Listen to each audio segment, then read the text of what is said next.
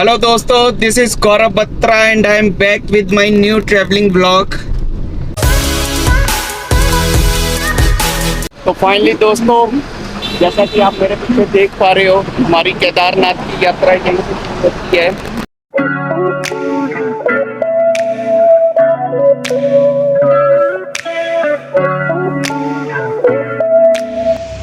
जय बाबा केदारनाथ। दोस्तों कल रात बारिश की वजह से और काफ़ी लेट हो गए थे, रात हो गई थी, तो हमें चोपता से थोड़ा सा आगे ही रुकना पड़ गया था। हर हर महादेव दोस्तों, हम पहुंच गए हैं सोनप्रयाग और यहाँ से गौरीकुंड है तकरीबन 5-7 किलोमीटर। पहले तो गौरीकुंड तक अपनी कन्वेंस जाने दे रहे थे, प्राइवेट गाड़ियाँ जाती थी, बट अब ये सोनप्रयाग में ही रोक रहे हैं, पार्किंग में गाड़ी खड़ी करके। यहाँ से आपको शटल सर्विस या फिर पैदल गौरीकुंड तक जाना पड़ेगा। गौरीकुंड से हमारी यात्रा पैदल शुरू होगी बाबा केदारनाथ जी की। तो बने रहिए व्लॉग में, आपको दर्शन करवाते हैं और करवाते हैं यात्रा हमारे साथ। तो बोलो जय बाबा केदार। तो जैसा कि आप मेरे पीछे देख पा रहे हो, हम पहुंच गए हैं गौरीकुंड।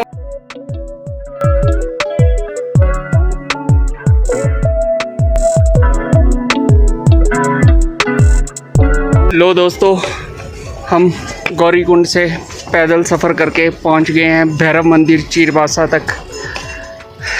ट्रैकिंग में बरसात होने की वजह से और खच्चरों की वजह से काफ़ी फिसलन हुई पड़ी है, इसलिए अपने ट्रैकिंग शूज़ प्रॉपर पहन कर ही आए।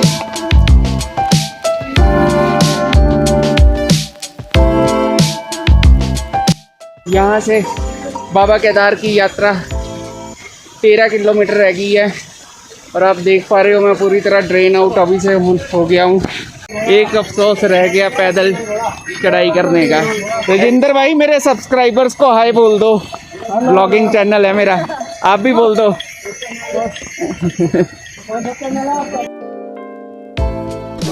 हेलो दोस्तों, हम मंदिर से पहले ही शानी कैंप में रुके हैं। अगर तो आप मंदिर से पहले स्टॉपेज लगाना चाहते हो, एक ब्रेक लेना चाहते हो, तो यहाँ पर कई कैंप्स और टेंट्स वगैरह, आपको नाइट स्टे के लिए टेंट्स वगैरह भी मिल जाएंगे और खाने पीने की और भी दुकानें यहाँ पर अवेलेबल है।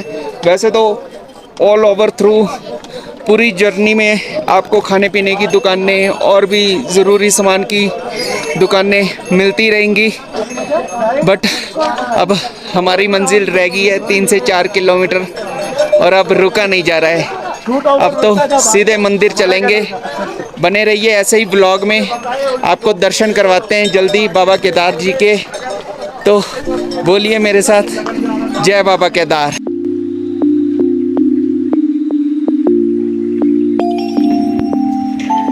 तो फाइनली दोस्तों, हम पहुंच गए हैं श्री केदारनाथ धाम। इसी को कहते हैं दोस्तों ड्रीम कम्स ट्रू। ये देखिए, ऐसे आपको टेंट मिल जाएंगे यहाँ पर। अगर आप रूम लेना चाहते हैं तो पहले ऑनलाइन बुकिंग करवानी पड़ती है। एटीएम भी है यहाँ पर।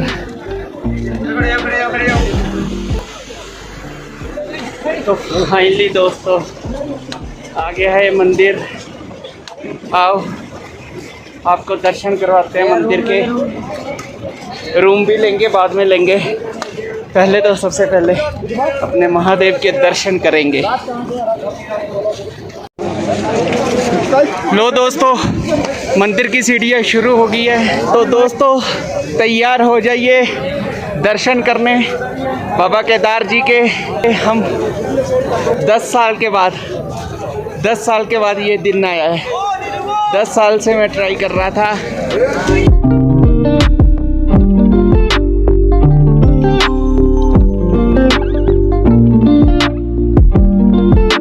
दोस्तों, मंदिर के कपाट सुबह 5:30 बजे खुल जाते हैं और आप देख पा रहे हो अभी 4 बजे और अभी से ही भक्तों की लाइन लगनी शुरू हो गई है।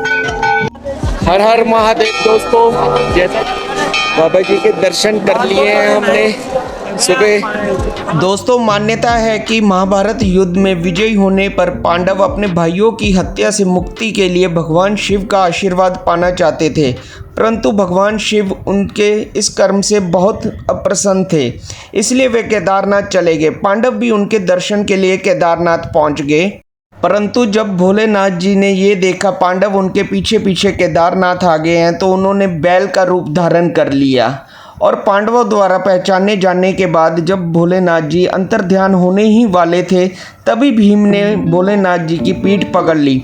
पांडवों की इस लालसा को देखकर भगवान भोलेनाथ बहुत प्रसन्न हुए और उन्हें दर्शन दिए। इसके बाद पांडव इस पाप से मुक्त हुए और पांडवों ने यहाँ पर केदारनाथ मंदिर का निर्माण करवाया था।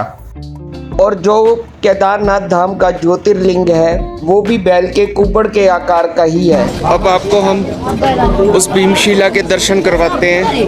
दोस्तों, 2013 में जब भीषण त्रासदी आई थी तो यही वो भीमशिला है जो मंदिर के पीछे आकर रुक गई और मंदिर को क्षतिग्रस्त होने से बचाया था। ऐसे ही बने रहिए ब्लॉग में, आपको दर्शन करवाते हैं काल भैरव जी के।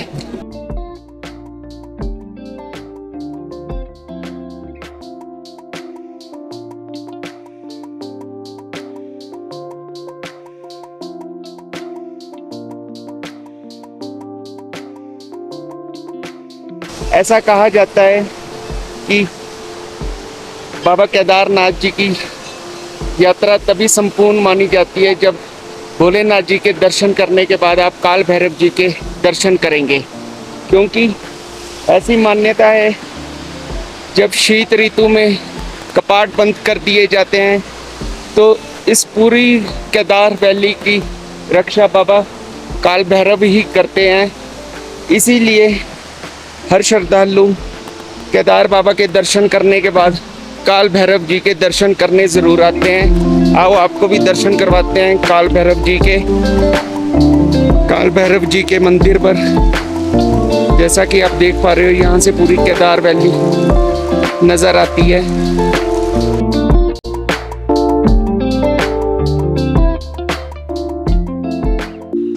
जय काल भैरव।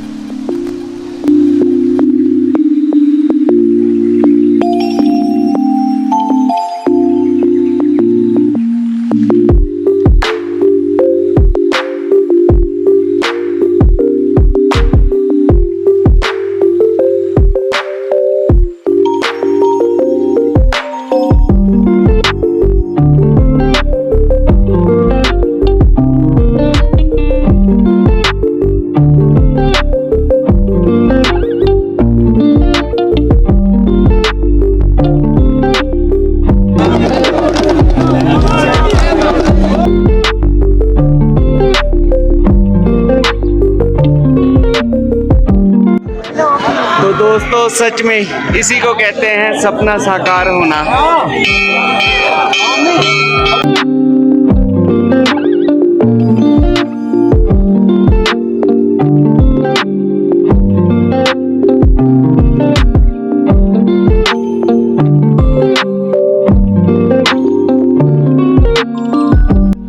हर हर महादेव। दोस्तों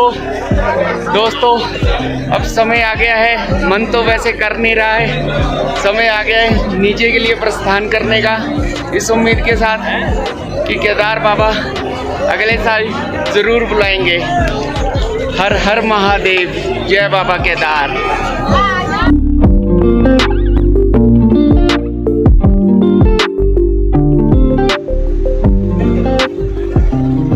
पीछे आप मंदिर के दर्शन भी कर सकते हैं।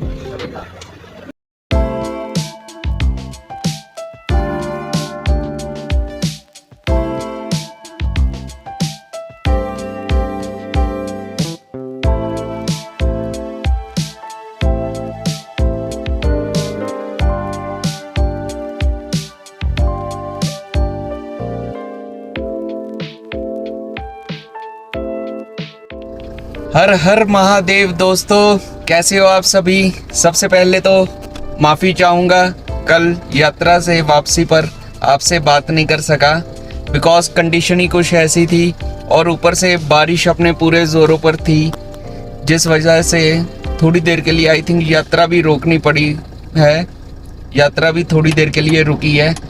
एक चीज़ मैं आपको और आपकी जानकारी के लिए बताना चाहूँगा, अगर तो आप 4 धाम की यात्रा प्लान कर रहे हैं या किसी भी धाम पर जा रहे हैं, अपनी रजिस्ट्रेशन ज़रूर करवा कर जाएं, क्योंकि 4 धाम या किसी भी धाम के लिए रजिस्ट्रेशन कंपलसरी कर दी गई है। बिना रजिस्ट्रेशन के आप मत जाइए, आपको परेशानी होगी, रजिस्ट्रेशन ज़रूर करवाइए। दोस्तों just feel top of the world because जैसा कि मैंने आपको पहले भी बताया है, मैं केदारनाथ की यात्रा 10 साल से प्लान कर रहा था। पिछले 10 साल से कोई ना कोई वजह से या कोई अड़चन की वजह से मुझे हर बार केदारनाथ की यात्रा पोस्टपोन करनी पड़ रही है, बट महादेव जी की कृपा से 7 जुलाई 2023 को मुझे सौभाग्य प्राप्त हुआ बाबा केदार जी के दर्शन का।